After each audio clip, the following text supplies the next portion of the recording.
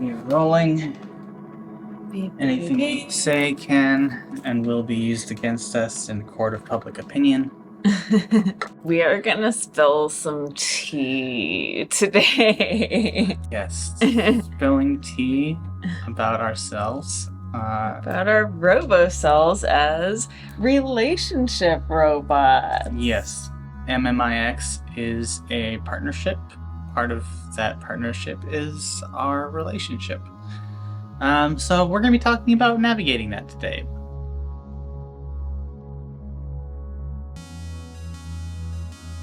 In case y'all forgot, I am Rust. And I'm Elle.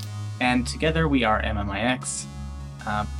Part of being MMIX is that we are in a relationship with each other, and we were in a relationship with each other before we created MMIX, our artistic partnership. But also, we had collaborated artistically before we started dating. Yeah. That's an interesting foundation to have, but it's probably also the reason that we can be romantic partners and creative partners successfully. Because I know for me, that type of dynamic is something I always dreamed of having, but never thought possible. Yeah. As an artistic person, and someone who focuses so much of their energy, specifically spare energy, into creating things, it has always been one of those bucket list items. Like, if I could be in a relationship with someone who I make stuff with, then that would be really super fucking awesome. So having already made art with Elle before we started dating, that was a good segue, but also a way for us to connect, an in, I guess, that we kind of had with each other, even though we started at completely different points, as far as how we made art, what type of art we made. We were very disparate when we first kind of met each other at karaoke. The established foundation had been our work together in this short-lived organization that our friend Vi ran, called Make Art Dangerous Again. And that actually was happening like really early 2017, if I'm not mistaken. That's like, it was quite early on. Yeah, that happened because it was around the time that I was putting all the stuff together for Dream State. Mm-hmm. And I was doing that until I shut it down, and I don't remember if I shut it down in 18 or 19. Anyways, so there was some cross-pollination. Yeah, so during that time period, I had started to look at and follow your glitch art, which I thought was really amazing. And also become a fan of Dream State, which was amazing to me. Like, I didn't know that anybody was doing, like, this was pre everybody having a podcast, like everybody and their dog having a podcast. Like, it was when podcasting was really starting to like ramp up to kind of a higher saturation. There was a big snowballing in popularity, and Dream State was kind of in the works there amidst a whole bunch of other really popular scripted audio dramas that were going on at the time. I had no idea that audio dramas were a thing at all. So when I first listened, I was like, wow, this contains an actual plot line. Like, this is a lot more than I'm trying not to be too shady right Like- now. Then some people I've been adjacent to have achieved. Maybe those individuals of me being adjacent to have also been myself. But But I mean, they weren't like true crime podcasts or schmuck of the week podcasts. They were, things were happening, and that was the first time I'd really delved into sound design as a separate element from music production. And so I was learning a lot and getting frustrated a lot because technology, and it was the first time I'd ever produced anything where I was in charge of managing other really talented people. So I was a whirlwind and a hot mess at the time. Once we started dating, it was sort of like, hey, do you mind if I glitch some photos of you? I think they'd be really neat. And then a suggestion after a really bad night at karaoke. It was really foggy out in November in like 2018? 2019? It was right before the pandemic. Yeah, we went out and did a quick photo shoot in an abandoned, well, not abandoned, but a closed car wash here in North Hollywood.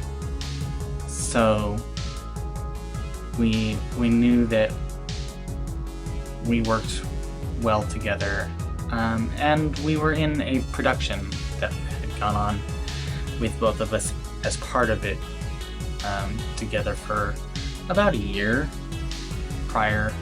So we knew we worked well together on multiple creative fronts, I guess. So here's the interesting thing. I would say that, you joined the production that we were both in. Technically, you joined in January of 2019 for the Bowie show. Oh, you're right. I guess I kind of did. That was an unofficial join by then. Yeah, and then that spring is really when our concepts and our jamming together converged a little bit more.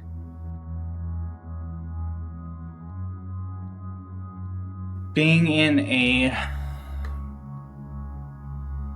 artistic relationship with your romantic partner is a balancing act because you both have strengths and weaknesses. And both of you perceive those strengths and weaknesses differently. For example, I think Elle is a much better social person than I am. Which, blows my mind. So, because I think people think that I am just like a bull in a china shop who's an asshole half the time. But, from my perspective, I have two close friends who aren't my sexy bot, and everyone else is kind of like a friendly acquaintance, and I don't do a lot of socializing or reaching out to those people because I don't have the spoons to, and whether that's just my brand of neuro spiciness or whether that's the fact that I am in chronic pain and can't fucking deal with it, or just need to sleep more than other people because I need to be super medicated, or I don't know. But I feel like I've been this way forever, so and my perspective on being social is that often when I do reach out to be social, it's met with indifference. And so I kind of internalize that indifference and start reflecting it back. And that's probably not the smartest thing to do, but and this is a really important general topic too, because, you know, not that we're pretending to be relationship experts here or anything, but it is healthy for any individuals in a partnership to also be able to take time away to have some stable connections and friendships outside of just that dynamic. And on that, there's the regular stresses of trying to be social and maintain those relationships with people who you would want to network with can be really, really hard if you're not used to meeting those challenges without your own special social lubricant. As kind of a personal anecdote, I've mostly stopped drinking. I've certainly stopped drinking to excess and stopped drinking as a means of social lubrication. I'm very proud of my boss. So I've been having to deal with my social anxiety without having any dampener. And that's taken time. That's taken time and a lot of frustrating nights where I'm out and I want to drink, I want to have a cigarette, I want to take a hit off of someone's pipe or vape or whatever the fuck. Because being around people makes me anxious. And I have had to lean on my bot in a lot of ways that it's hard for me to admit.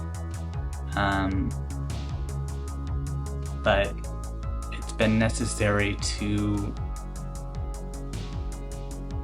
change my habits and my behavior. And thank you so much for being vulnerable about that. When you are in a romantic relationship with your artistic partner, labor gets unbalanced sometimes. You have to be willing to have those hard conversations about what you need and about how you perceive the imbalance, how it feels, because sometimes there's something that you don't think of. Right. Like, I know my fuse starts to shorten when I feel like I'm doing a lot of labor. But then I am reminded that my bot does a whole lot of other labor that I often don't think about because lately, at least, I've been busy with school so fucking much of the time. So... And it's also like we're kind of all trying to change our thinking about what constitutes labor. So we have also this phenomenon that labor that's typically considered feminized, which is often maintaining social dynamics, sometimes maintaining things like social hangouts or calendaring commitments and things like that in not just any given household, but if things tend to also overlap into a creative partnership, which then falls under the category of admin, right? Right. It's, you know, there are constant discussions on how to maintain that. And even from my own internalized perspective, I never realized how much work and how much labor went into, like, essentially, like, maintaining social relationships being a social lubricant between people. Giggity. You know, and because I feel like the aftermath of the deepest part of the pandemic has thrown a lot of this into relief. Like, a lot of us have a lot less, not just like mental, physical, physiological resourcing for socializing, but, you know, financials are less available. I am only just coming to all these conclusions and realizing all this within behavior that, or a skill set that I used to take for granted within myself, within behaviors that former partners took for granted within myself. Because, you know, I do not consider myself the most, as I said before, socially adept person, or the person who always knows the right words to say in the situation, which is deeply ironic because some of you out there might know I have also worked as an intuitive reader with the community, which is a space of profound sitting with other people's secrets and pain and process and all sorts of things like that, and having to just deeply be with your community and honor it. And somehow when I'm working that job, I usually largely feel like I know what to say and do, as long as I'm taking care of my own energy and feeling resourced that day. But I have fucking misstepped in a lot of social situations as well, and I have felt like not the most socially together person, and I have, I think, under acknowledged how much all of this is a type of labor that a person does, regardless of their gender. You know, I do feel that socially it can tend to fall on gender marginalized people in a relationship, but now we can think about that and choose different things within the power balance, because we can be thoughtful about that. You know, it's not about finger pointing anybody or whatever. Like, we know white supremacy is bad, and we know the patriarchy has screwed up a lot of stuff, right? But it's about being in a space to be able to be aware of it so we can choose other things and choose to do things differently. Right, and having those conversations with each other is one of the most vital parts of our process, both as a relationship and as an artistic team. You know, the flip side of that is sometimes I have been grumbly about the fact that a lot of the tech stuff, a lot of the physical labor stuff of lugging our equipment around and setting up stuff has in the past fallen on me, but we've had conversations, and now that is no longer just a me thing. Mm-hmm. I am working on myself. So, you know, we don't have all the answers, but we can say confidently that if you are in an artistic partnership with someone you're in a romantic relationship with, talking about all these different kinds of things is super, super helpful, and will only make both your art and your sanity and your relationship better. One of the things that's been really helpful has been having regular check-ins. So I think we've said this in a past episode, but we try for a roughly once a week just MMIX work meeting. Like, it is sacred to us. We try not to cancel or postpone it. Roughly every 3 to 6 months, we have a larger check-in conversation that's not just your standard weekly MMIX meeting, that checks in with bigger goals, long-term goals, talks about tougher topics like the division of labor and kind of seeing where our objectives are at with things like that. We try to get in with stuff like that, anywhere from every 2 to 3 to 6 months, depending. It's pretty regularly necessary. Aside from that, as Russ said, we do really try to carve out like at least one date night, ideally like just for fun, just for like, if we're going to a show or somebody else's production, we're gonna agree like not to do heavy networking there, or we're not working the show, we're not working production, we're not doing videography for it. It's just going to do something fun. Yeah. As of the past 6 months, this is a little bit of a tease for hopefully an upcoming release, but we've also committed sort of towards the very end of our date night to make what we call artistic playtime. So for us, for the past 6 months, that's been looking like a musical jam session. And that's been really amazing because I have actually honestly like always wanted to learn more about electronic music, and I love being in that general kind of like jam session space. That's the type of artistic creative space that I'm used to working out of with my background in Middle Eastern dance and music.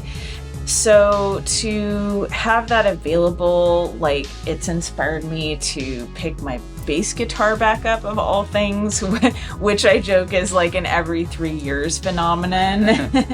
It's reminded us that it's okay to like not just do stuff for fun and play, but to have a goddamn hobby. Oh my God. Yeah.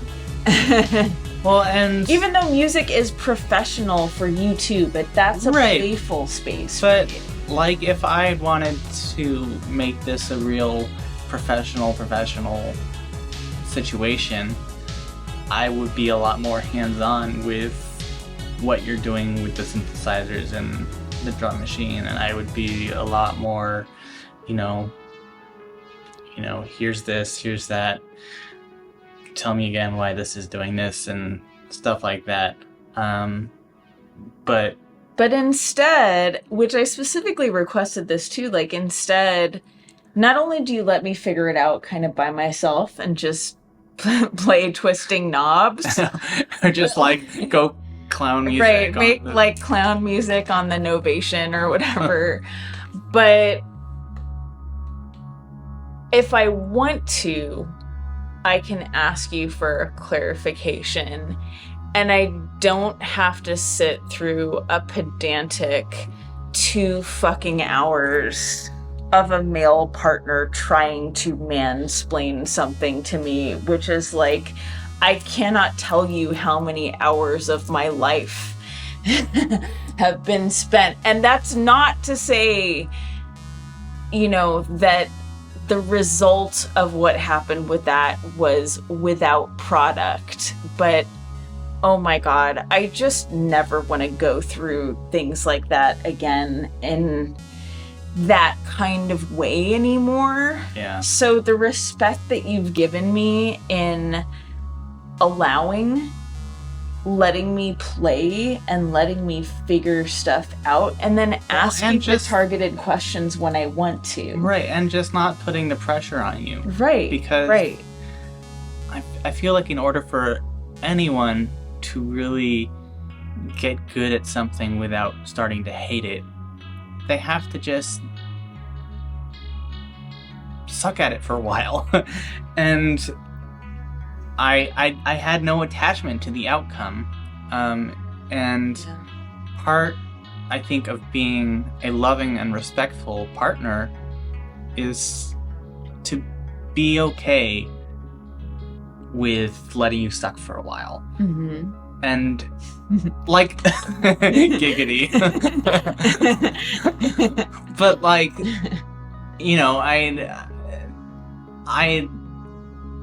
okay, so rewind. There was this thing that happened in February, with us possibly playing music together.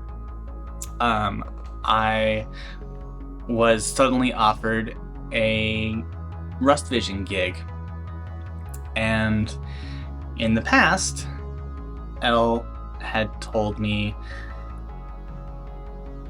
I'd love to help you play your Rust Vision stuff live. I'd love to learn how to do synthesizers or drums or bass or something. And then shit got real. Yeah. So I was offered this gig with a week and a half notice. And it was the start of my hardest semester in school ever. And that's a lot, because I've now completed like 7 years of school. So this was my hardest semester ever, and the first couple weeks, I was taking too many classes. I had to drop 2 of them, just to regain some semblance of sanity. But I hadn't reached that conclusion yet. So I was juggling 7 classes, and I was trying to put together a set list with just me, who was a little bit out of practice, and someone who hadn't touched a bass in years, and trying to teach them about 45 to 50 minutes worth of songs. And on top of that, I had just... Do not recommend. On top of that, I had just got a new laptop and was trying to migrate all of my Ableton Live files. Nothing worked. The technology wasn't working. The scheduling wasn't working. Me having panic attacks wasn't working. The Elle having panic attacks wasn't working. So, we had a lot of very tearful shouting matches, and ultimately decided that Elle would not be joining Rust Vision on stage.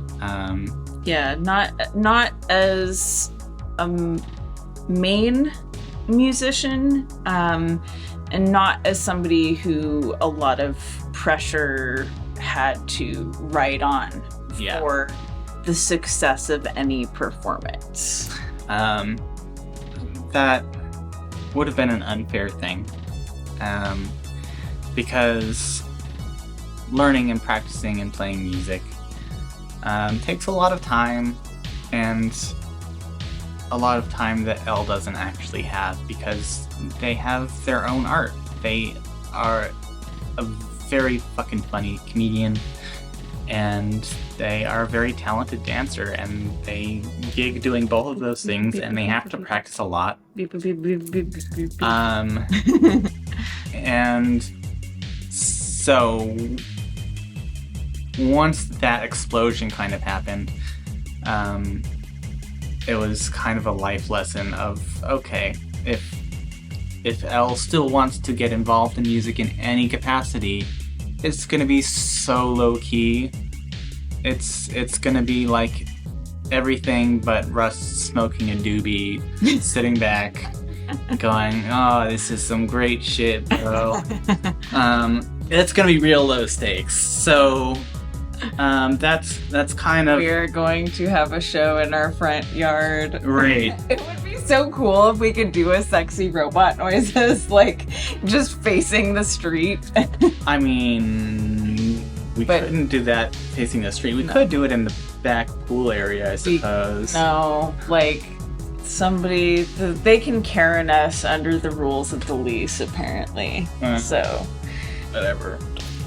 Anyways. But that brings up a really excellent point, which is that if you are in a situation where you're both creative and romantic partners, it helps to not only have those types of check-in conversations that we already described, but to just proactively open up a new conversation about separate boundaries for any new project that might arise. And I think it's okay for like one of the partners, or maybe somebody else even involved creatively, to ask like, hey, I'm inviting you, or would you be into this, or what's your availability? But I also think it's important that there's an openness to the answer no. For sure. And that everybody respects each other's limitations and honors each other's no, or honors the parameters set out, or honors, maybe somebody says, okay, I'll be a backup person for this project, but I can't do this without pay, or we need to financially be at a place where everybody gets a stipend somehow. There can be a lot of options on the table. There can be a collaborative attitude of suggesting different types of options, or just having an in-progress conversation about that, especially if money or compensation is involved. Strangely, I actually feel like money and business and finances coming into the mix in our creative partnership has actually been somewhat easier conversations than like the creative division of labor stuff, because it's so concrete. It's just like, hey, here's my expectation and ability, here's my expectation and ability. Like, are we on the same page? Are we jiving? Can we work this out, even if like you're struggling with this particular thing right now? And it strangely, just because like money is such a concrete thing, I think we've actually kind of had a bizarrely easier time with that. Yeah. As long as everybody has been communicating assertively about it. I agree. So, yeah. If money's a thing in your romantic artistic partnership, I feel like once you get the division labor nailed down, the money should be easy. Well, and that brings up another really good point, which an acquaintance of mine, Jay Asuli, who is a relationship coach and a lot more like anti-oppression, feminist-oriented relationship coach. She talks a lot specifically about gender marginalized people having the ability to be financially independent in their romantic relationships, and having the ability to have proactive conversations.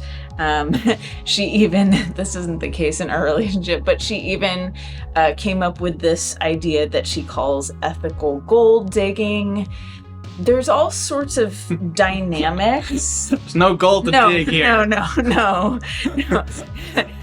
All coal. Ethical shit. EBT digging, yo. But like, there's all sorts of types of possible dynamics in a relationship. We've brought this up in other videos before, but like us as a creative unit have done outreach to slightly more financially flush sponsors for like just sponsorships of larger chunks of money, and we have specific boundaries and a specific energy exchange that's involved in that type of commitment. In as much as the division of creative labor is important to talk about, and if as a romantic partnership plus also being a creative partnership, finances are going to be involved, And it's important to have that separate and explicit discussion. Obviously, in just the interrelationship side of your connection, you can also have financial discussions, you know? There have also been times when, you know, and if you're in a longer term relationship, there might be an ebb and flow. Sometimes there are times, especially if you're both self-employed, where one partner is more financially flush, or you're both on government assistance, you know, or things are better for both of you at the same time. Yeah. Finding stability as an artist is, at least financially, generally pretty hard. Yeah, we're never gonna like make a fucking video telling you about how to achieve that. That is not something we can really speak to, at least at this point in our career. Maybe in 3 years we'll be able to make that video. Maybe in Goals. like 10 years. Okay, well, anyway. But, yeah, we're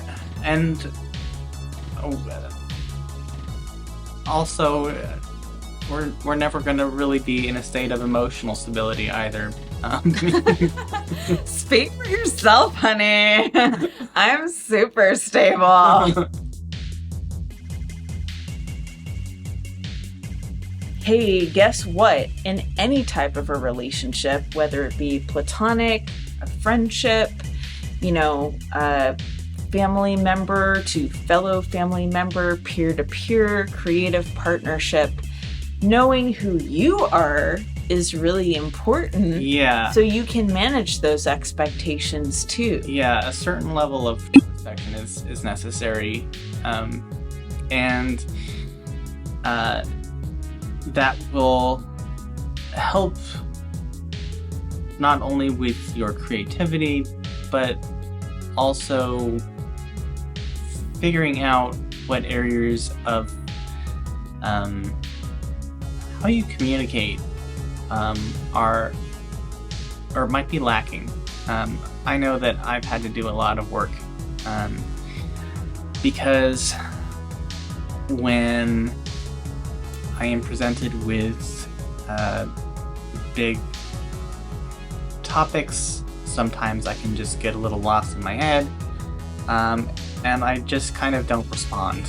And I can tend to want to like overly manage other people's feelings by like giving a lot of previews to big conversations, which apparently does not mesh well with my bot's neurospiciness and just makes anxiety worse. Yeah. So yeah. Elle has come to me with feedback that, hey, you can't just close off and shut up and go into your own head. You need to actually talk and tell me what's going on. And oh yeah, and also me getting like stonewalled and abandoned by people is a super huge trigger, so that works really well. Right. Oof. Yeah. So, and then the flip side is that I have had to tell Elle, you know, you can't say, hey, we need to talk later. Right. And then say it like 3 more times in like the next 3 hours. Like, yeah. While I'm trying to fix dinner. Yeah. Elle has an amazing brain. And it kind of fragments and does this special thing where where they multitask to the nth degree. Okay. Where they have a half-finished plate of food on the table. They're also fixing something else to go with that, and they're working on something in the office on their laptop, but also on the phone with someone, texting. So, the capacity to try to get them to not take that approach to communicating something important to me it has been a process, but they're a lot better about it now, and it feels a lot more respectful, and communicating that I needed that was hard for me. I am working on myself. So I had to work on myself in order for Elle to understand how to work on themselves. And it was like pooping, working on yourself back and forth forever. But when that type of communication happens, and when you are able to be vulnerable enough to let your partner know what you need in these situations, and not just kind of take it on the chin and let it fester and turn into something ugly that you throw in their face 3 months later. Right, like which is something I do. Which is something that I do because I'm a Virgo and I remember everything. Like bring it up later, or just like be like even just be like salty and passive aggressive in the moment, and right? I'm definitely passive aggressive. Or just straight up salty and a dick. When you communicate, when you're able to be vulnerable with your partner and vulnerable enough to ask for help. That's something that we both struggle with, is asking for help. Big older millennial energy right there. So, or exennial. Yeah, so right. Once you kind of figure that out and are okay with leaning on each other, and it kind of just becomes this upward spiral of loving goodness. And overall, both partnerships are strengthened for that kind of thing. So, if you are an artist and you're dating an artist, I'd recommend just talking about the hard shit, identifying the shit that you're afraid to ask for, and just ask for it. 'Cause they're probably not gonna say no. And if they can't meet you 100% of the way to what you need, they can probably meet you 50%, 60%, 80%. And yeah. And that's better than nothing. It's a process too. Behavior changing is a process. Behavior changing is really hard. We all go through it, you know? And it's also worth wrapping this up by saying too that if you're in a partnership with a fellow creative person romantically, like we said before, it's okay to have some really strong boundaries about what you will and will not engage with creatively with them. And, you know, like you'll notice a lot of high profile creative people in relationships, say in Hollywood and stuff like that. Sometimes their lives don't overlap in that way at all. Sometimes they're both wonderfully competent people in their own areas, but they don't want it to seep into each other, especially if for you being gender marginalized, or if it's a queer couple like us, you know, or a same gender couple, those can be really serious concerns to think about very carefully. It's okay to have the boundaries that you need when it comes to stuff like that. Self-advocacy in a relationship is also self-care, and there is a way to do it while balancing self-advocacy and your own needs with your partners, with authentically listening to and tuning in to the needs that they express, and committing to expressing yourself in the best and most regular and balanced and ideally kind way that you possibly can. In closing, boundaries, good. Not saying anything bad. Your partner is not a mind reader. And that is a huge reason why learning to communicate with your partner is so important. In many respects, your partner may be your number one fan as far as what you do artistically. But that does not mean that they are going to understand your every thought behind your creative process. They are not you. Respect them as someone who, although they may be a fan, they're still discovering you. And that discovery process should last the entirety of your relationship. So nourish that as much as you can. Thanks so much for tuning in. We'll see you next time on Art Lessons.